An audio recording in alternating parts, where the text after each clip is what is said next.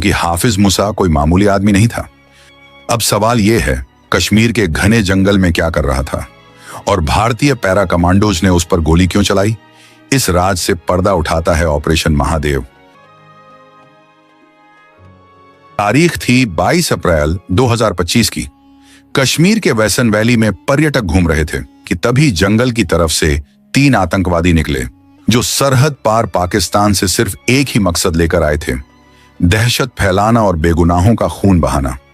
उन्होंने एक एक करके सबसे उसका धर्म पूछा और जो हिंदू पाए गए उन्हें गोली मार दी गई। अपना मकसद पूरा करने के बाद वे आतंकवादी उसी रास्ते से जंगल में वापस चले गए। इंडियन आर्मी और जम्मू कश्मीर पुलिस ने तुरंत पूरे इलाके की घेराबंदी कर दी। कॉर्डन एंड सर्च ऑपरेशन शुरू किया गया, लेकिन घना जंगल और मुश्किल रास्तों का फायदा उठाकर आतंकी वहां से निकलने में कामयाब हो चुके थे। शुरुआती जांच में ही साफ हो गया कि इस हमले का मास्टरमाइंड कोई और नहीं बल्कि लश्कर-ए-तैयबा का कमांडर सुलेमान शाह उर्फ हाशिम मूसा था। उसे जंगल वॉरफेयर की खास ट्रेनिंग मिली हुई थी। वह जानता था कि जंगल में कैसे छिपना है, सुराग कैसे मिटाने हैं और सेना को कैसे चकमा देना है। वह भूल गया कि उसका सामना इंडियन आर्मी से है, जिसके शब्दकोश में नामुमकिन जैसा कोई शब्द नहीं है। हमले के ठीक 15 दिन बाद भारत ने अपना पहला जवाब दिया। इस मिशन का नाम था ऑपरेशन सिंदूर। खबरों के मुताबिक 100 से ज्यादा आतंकी मारे गए। ऑपरेशन सिंदूर ने दुश्मन की कमर तोड़ दी थी, लेकिन बैसारण हमले के असली गुनहगार, जिन्होंने अपने हाथों से गोलियां चलाई थीं, वे अभी भी जिंदा थे। उन्होंने अपना ह्यूमन इंटेलिजेंस नेटवर्क एक्टिवेट कर दिया था। कश्मीर के हर गांव, हर ढाणी में मुखबिरों का जाल बिछा दिया गया था, लेकिन सुलेमान शाह इतना चालाक था कि वह किसी भी स्थानीय कश्मीरी पर भरोसा नहीं कर रहा था। जुलाई का महीना शुरू हो चुका था। कश्मीर में मानसून दस्तक दे चुका था। ऐसे मौसम में जंगल में खुले आसमान के नीचे रहना बहुत मुश्किल होता है। इंडियन आर्मी की चिनार कोर, जो कश्मीर में ऑन ऑपरेशंस के लिए जिम्मेदार है, ने अपनी स्ट्रेटजी बदली। उन्होंने तकनीक के साथ साथ ह्यूमन इंटेलिजेंस पर ज्यादा जोर देना शुरू किया। सेना जानती थी कि जंगल में कोई भी हलचल वहां रहने वाले खानाबदोशों यानी गुज्जर बकरवालों से नहीं छिप सकती और जंगल के चप्पे चप्पे से वाकिफ होते हैं। सेना ने इन बकरवालों के साथ संपर्क साधा और उन्हें विश्वास में लिया। जुलाई के दूसरे हफ्ते में इंटेलिजेंस को एक बहुत हल्का लेकिन अहम सुराग मिला। एक सैटेलाइट फोन का सिग्नल इंटरसेप्ट किया गया। यह सिग्नल सिर्फ कुछ सेकंड के लिए ऑन हुआ था और फिर बंद हो गया। उन्होंने उस सिग्नल की लोकेशन को ट्रायंगुलेट किया। लोकेशन आ रही थी श्रीनगर के पास हरवन और दारा इलाके के ऊपर, लिडवास के घने जंगलों में। यह वही इलाका था जिसका शक सेना को पहले से था। जैसे ही यह लोकेशन ट्रेस हुई, सेना मुख्यालय में हलचल तेज हो गई। तुरंत एक ऑपरेशनल प्लान तैयार किया। इस बार गलती की कोई गुंजाइश नहीं थी। यह काम था पैरा स्पेशल फोर्सेस का, 4 पैरा SF, जिन्हें उनके अदम्य साहस के लिए जाना जाता है। उन्हें इस ऑपरेशन की कमान सौंपी गई। उनके साथ जम्मू कश्मीर पुलिस का स्पेशल ऑपरेशंस ग्रुप यानी SOG और CRPF की वैली QAT यानी क्विक एक्शन टीम भी शामिल थी। प्लान यह था कि आतंकियों को चारों तरफ से घेरा जाएगा, लेकिन यह इतना आसान नहीं था। जंगल इतना घना था कि 2 कदम दूर खड़ा इंसान भी दिखाई नहीं देता था। ऑपरेशन का नाम रखा गया ऑपरेशन महादेव। यह नाम भगवान शिव के नाम पर था, जो संहार के देवता माने जाते हैं, और साथ ही उस महादेव पीक के नाम पर भी, जिसके करीब यह ऑपरेशन होने वाला था। 4 पैरा SF और SOG की टीमें जंगल के अलग अलग रास्तों से लिडवास की तरफ बढ़ रही थीं। उनके पास अत्याधुनिक उपकरण थे, खुफिया जानकारी पुख्ता थी। एक स्थानीय बकरवाल ने पुलिस को बताया था कि उसने जंगल के ऊपरी हिस्से में 3 अनजान लोगों को देखा है। यह जानकारी उस सैटेलाइट फोन इंटरसेप्ट से मेल खा रही थी। अब पहेली के टुकड़े जुड़ने लगे थे। बकरवाल ने बताया कि वे लोग एक प्राकृतिक गुफा के पास तंबू लगाकर रह रहे हैं। सुलेमान शाह ने अपनी छिपने की जगह बहुत सोच समझकर चुनी थी। ऊंचाई पर होने की वजह से वहां से नीचे आने वाले किसी भी रास्ते पर नजर रखी जा सकती थी। 27 जुलाई की रात आसमान में घने बादल थे और हल्की बारिश हो रही थी। चांद की रोशनी भी बादलों के पीछे छिपी थी। जंगल में घना अंधेरा था। यही वह वक्त था जिसका हमारे जवान इंतजार कर रहे थे। चढ़ाई बहुत खड़ी थी। कई जगहों पर उन्हें रस्सियों का सहारा लेना पड़ा। हर कदम पर फिसलन थी। एक छोटी सी गलती और वे सैकड़ों फीट नीचे खाई में गिर सकते थे। मेजर विक्रम को पता था कि वे किल जोन के करीब पहुंच रहे हैं। उन्होंने अपनी टीम को 2 हिस्सों में बांट दिया।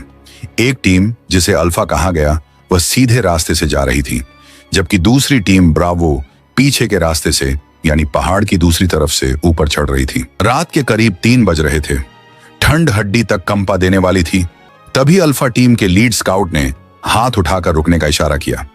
उसने अपने थर्मल इमेजर में कुछ देखा था। मेजर ने ध्यान से स्क्रीन पर देखा। 2 आकृतियां लेटी हुई थीं, शायद सो रही थीं, और एक आकृति बैठी हुई थी जिसके हाथ में कुछ लंबा सा था, एक राइफल। यह सेंट्री था, पहरेदार। मेजर विक्रम ने तुरंत हेडक्वार्टर्स को रेडियो पर मैसेज भेजा। हेडक्वार्टर्स से आदेश मिला, proceed with caution, take them out. अब सवाल यह था कि हमला कैसे किया जाए। अगर वे गोली चलाते तो आवाज से बाकी दोनों जाग जाते और जवाबी कार्रवाई शुरू कर देते। अंधेरे में गोलीबारी बहुत खतरनाक हो सकती थी। मेजर ने स्नाइपर को पोजीशन लेने का इशारा किया। उसका निशाना उस बैठे हुए पहरेदार पर था। उसे एक ही शॉट में ढेर करना था ताकि वह शोर न मचा सके। उधर ब्रावो टीम भी अपनी पोजीशन पर पहुंच चुकी थी। वह पल आ गया था जब महीनों की मेहनत, खुफिया जानकारी और सब्र का फल मिलने वाला था। अचानक जंगल में एक सूखी टहनी टूटने की आवाज आई।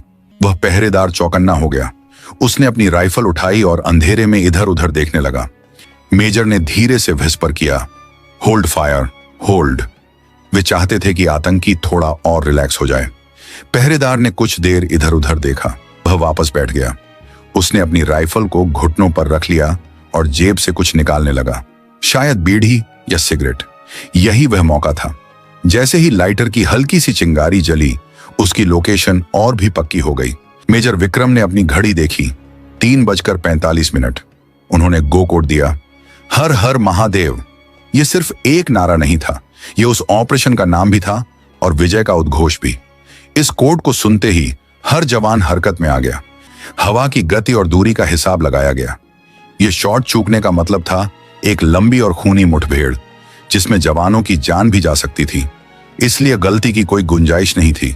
स्नाइपर की राइफल से एक दबी हुई आवाज निकली, पफ, और उसी पल वह बैठा हुआ पहरेदार, जो यासिर उर्फ हमजा अफगानी था, बिना किसी आवाज के पीछे लुढ़क गया।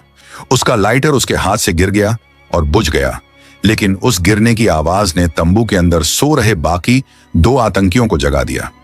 उन्हें तुरंत एहसास हो गया कि कुछ गड़बड़ है। अटैक, अटैक, सुलेमान चिल्लाया और उसने अपनी M4 कार्बाइन उठाई।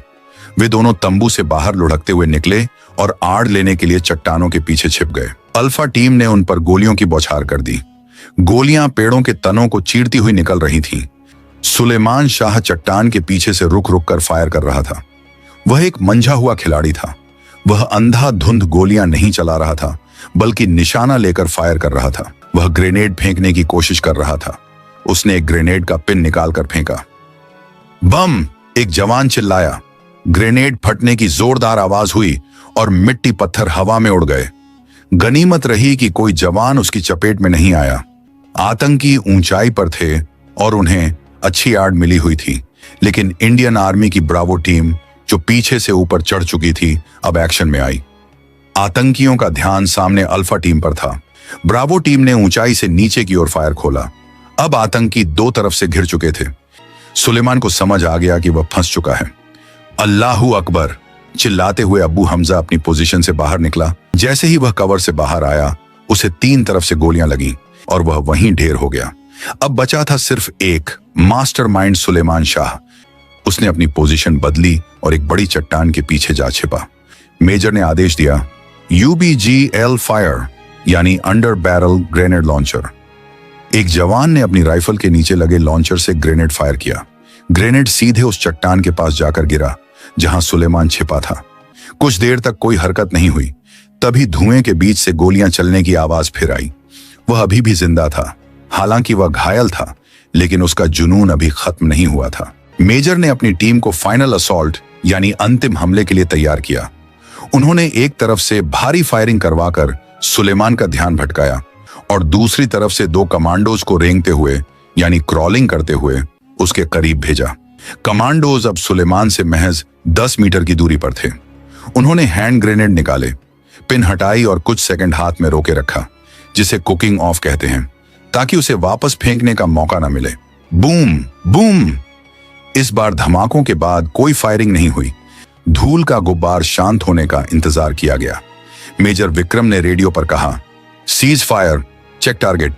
दो जवान अपनी बंदूकें ताने हुए धीरे धीरे चट्टान की तरफ बढ़े। सुलेमान शाह, जो पहलगाम का कसाई कहलाता था, अब मिट्टी और खून में सना हुआ पड़ा था। एक जवान ने उसके पास जाकर उसकी नब्ज चेक की। कोई हरकत नहीं।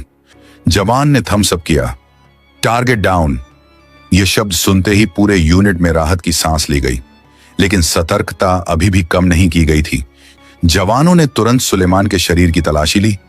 कहीं उसने कोई सुसाइड वेस्ट तो नहीं पहन रखा था। Target down. ये दो शब्द रेडियो सेट पर गूंजे और जंगल में मौजूद हर जवान के चेहरे पर एक संतोष भरी मुस्कान आ गई। क्या यह वाकई सुलेमान शाह ही था? जवानों ने उसके चेहरे को साफ किया और अपने पास मौजूद डॉसियर की फोटो से मिलाया। वही दाढ़ी, वही आंखें और माथे पर वह निशान, ये वही था। सुलेमान शाह उर्फ हाशिम मूसा, पाकिस्तान का पूर्व कमांडो और लश्कर का टॉप कमांडर। मेजर विक्रम ने तुरंत बेस को कंफर्म किया। ऑपरेशन महादेव सक्सेसफुल, तीनों target neutralized, Suleman Shah is history.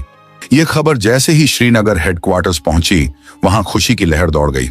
GOC ने तुरंत दिल्ली में सेना प्रमुख और रक्षा मंत्री को सूचित किया। पहलगाम हमले का बदला पूरा हो चुका था। उन 26 बेगुनाहों की आत्मा को अब जाकर शांति मिली होगी। तो दोस्तों, यह थी ऑपरेशन महादेव की इनसाइड स्टोरी। उम्मीद है कि हमारे जवानों की यह वीरता आपको पसंद आई होगी। अगर इस कहानी ने आपके रोंगटे खड़े किए हैं तो इस वीडियो को लाइक जरूर करें और कमेंट में जय हिंद या हर हर महादेव लिखना ना भूलें। ऐसी ही और अनसुनी, रोंगटे खड़े कर देने वाली सच्ची कहानियों के लिए हमारे चैनल को सब्सक्राइब करें।